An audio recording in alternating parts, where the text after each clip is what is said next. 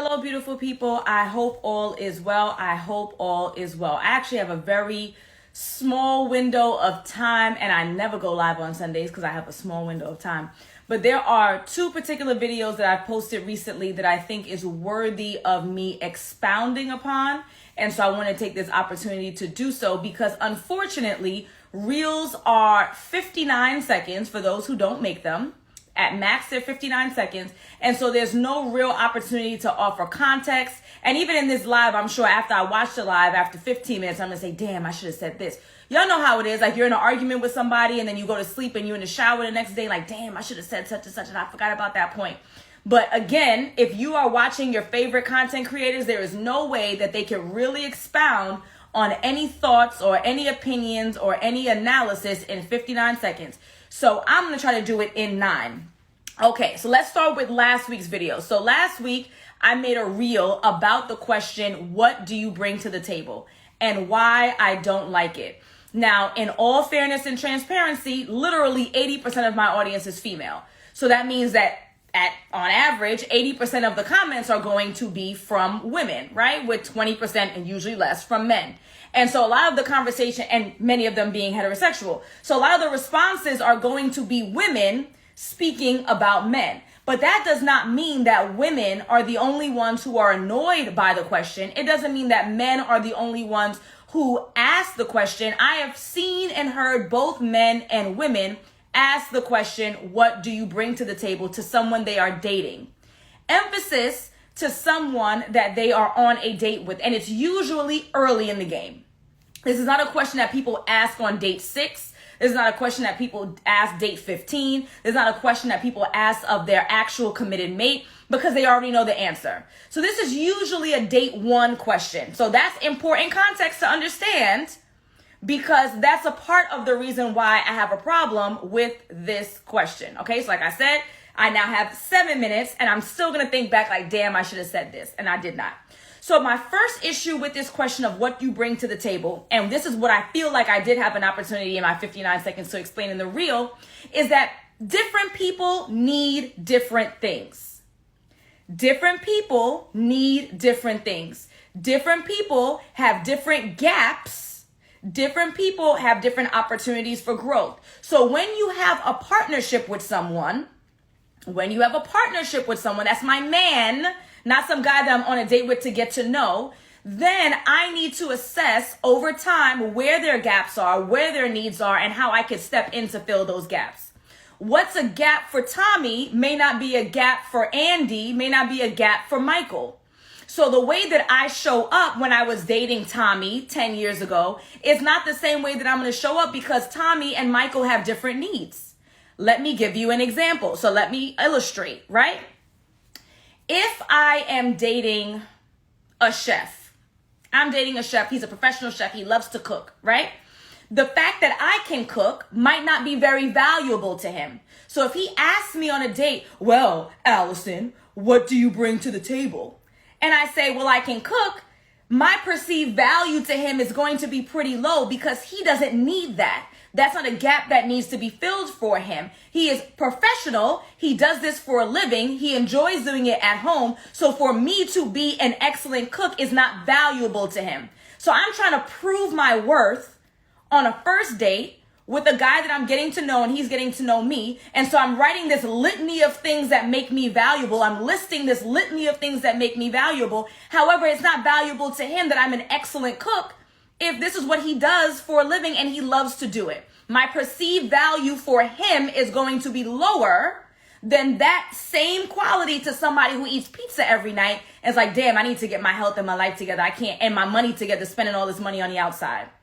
So again, the number one reason why I do not like the question, what do you bring to the table, especially for first dates and the beginning of relationships or the beginning of dating, right? Not relationships, is the fact that my perceived value of what my supposed qualities are going to be more valuable to some than others. So I'm now here, and this is part 2, being performative, trying to prove to you my worth through this empty question and this empty list for things that may not even be valuable to you because I haven't learned what you needed.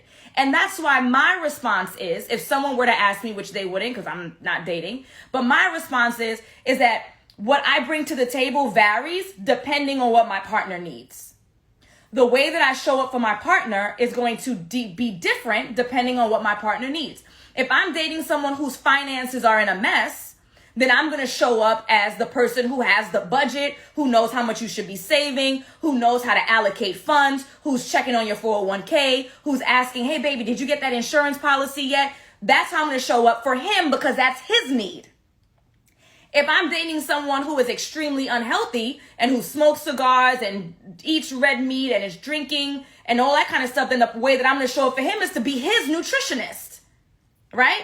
Baby, you shouldn't be eating all that red meat. Let's add some more veggies to this plate. Baby, we need to have 4 drinks. Maybe you can only have 2 tonight. Baby, can we just cut out the smoking? You know it's not good for you. We're working on having kids. We gotta, right? So the way that I'm gonna show up for one man and his gaps and what he needs is not gonna be the same the way that I show up for another man and his gaps and what he needs. And there's no way on earth that on a first date, I know what your particular gaps are. There's no way on a first date that I even have a desire to sell you, because that's what the question is, let's be honest. It's to sell you on my value. And again, my perceived value to you may be higher or lower because since I don't know what I'm even selling to, I don't even know what to tell you. So what am I going to say? Oh, I'm a good cook. I clean. Like this is like, I feel like I'm on a slave block. You know what I'm saying? And they're checking my teeth. And they're checking my body parts after they don't grease me up to hide all my scars to prove my worth to you. And let's be honest, I can very easily lie because most people know what the quote unquote right answer is and what men want to hear and what women want to hear. So where's the value in that? Let me tell you where the value is. The value is not in asking empty questions like, what do you bring to the table? That one, anyone can lie and finesse and just list a whole bunch of character traits that they think that you want to hear. And then secondly, I don't even know what you actually need. And again, I am going to bend to the needs of my partner, not a guy I am getting frozen drinks with downtown Brooklyn, right? I'm going to find whatever he needs is how I'm going to fill those gaps and vice versa to my man, right? But I could just lie. What's more valuable, beautiful people, is that you date. Oh, I know y'all don't like that word. I know y'all don't like that word, date. That's the process. That's the necessity. You have to have communication with people. Text message, phone calls, FaceTime. You have to get to know them. You learn their behaviors. You learn their values based on the time they spend with you, the time they spend with others, how they spend their money. Right? This is the process of dating. That is going to tell you what they bring to the table in a truthful way, not in an empty way, just to be able to make a list of all the things that make me so great that I think that you want to hear. I'm not even sure. Right? So getting to know people over time, observing their behaviors, spending time together, having communication, that is how you are to assess whether or not this person brings what you're looking for to the table. That's how you do it over time. So as I date Michael, I've noticed that his diet sucks. Now I know, since I've continued to date him, I need to encourage him, ask him if he wants to go on walks, make some meals for him, pre-pack some lunches for him to go to work. Mind you, again, this is my boo. This is not a guy I want on a first date with. I'll encourage any human being to be active, but you get my point, right? Over time, I'm going to observe where their needs and their gaps are, and then they're going to fill those gaps. Vice versa. Let's say they're the ones who are financially aware, right, and conscious, and I'm the one spending money fast, right, blowing money fast. They're going to say, Alison, you should really consider slowing down. You're 30-something, right? Like, you need to be investing more into your 401k. They see my gaps and they fill them. But for me to just list a whole bunch of character traits of what I think that you want to hear, where is the value in that? There is none. Okay? I got 5 minutes. So that was video number 1, clarification number 1. I don't like the question. It's empty. It's 0 calories. It's not filling. You observe over time to gather whether or not someone has the behaviors and the traits that you need and you're looking for, and everyone's needs are going to value. So for me to list all these things that I think that you want to hear is useless. Useless. And for those who are coming in, I gave a great example about how and why this is so useless. So you're going to watch the replay. Okay. Video 2. I posted this video yesterday, and again, reels are 59 seconds based on a podcast episode that was 45 minutes. So we can only cut up what we can, right? And post what we can. And then we tag where you can listen to the entire episode. And I think as a society, we need to do a better job of making an effort to listen to entire things for context. But this is a clickbait society, and it is what it is, okay? The question was about communication during sex. Everybody has different values. Everyone has different desires. Everyone has different levels of comfort when it comes to sex, even if you're talking about your whole man, your whole woman, your whole wife, your whole husband, your whole whoever, right? So there were comments that were made before that, and then I said that I would prefer to have the conversation after the sexual act about the things that I like. I also said that I would prefer to have those conversations beforehand, because why would I lay in bed and do an act with somebody without making clear what my boundaries are? Why would you get involved in any activity with anybody without letting them know what your boundaries are? So I got a whole bunch of comments from people who clearly did not click the act to watch the entire episode that said, well, you should be having those conversations beforehand. You should be having those conversations beforehand. You should be having those conversations beforehand. Of course you have conversations with people, and you should, in advance, about what you intend to do, what you're not comfortable with. And it could be blatant, like, hey, I don't do anal like that. That's the back door, ain't for me. You agree? Good, we on the same page. Of course you have those conversations in advance. Of course.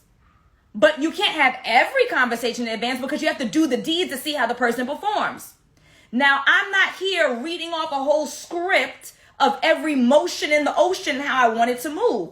There are some conversations that are valuable to have after the fact, because that's just what I would prefer. Now, if you want to read a whole menu and litany of list of go left, no, go my left, no, your left, then go on ahead. But of course, we should be having conversations before. If you want to have some direction during, okay. And then you should also be having conversations after, beautiful people. And again, try your very best before you judge 59 seconds of a video to watch the whole thing. That would be very, very, very, very beneficial to you, so you can have a better understanding. Also, my last point before I go, because I got to go, reading captions matter. We really got to make an effort to not look at half of a video, jump into the comments, and then start saying things that are irrational or not in alignment with what was said in the video or in the caption in the first place. All right, beautiful people, y'all know I don't go live on Sundays. I do not go live on Sundays because I have to go to cheerleading practice. But you guys are the best. I just wanted to clarify my last 2 videos and give it some context, because context matters. And in this world, reels are 59 seconds and they cannot give all the context that's necessary. And I'll think of something else after this and I'll be mad that I didn't say it. But that's where I'm going to put my period on this conversation. Have a wonderful Sunday, and thank you for tuning in.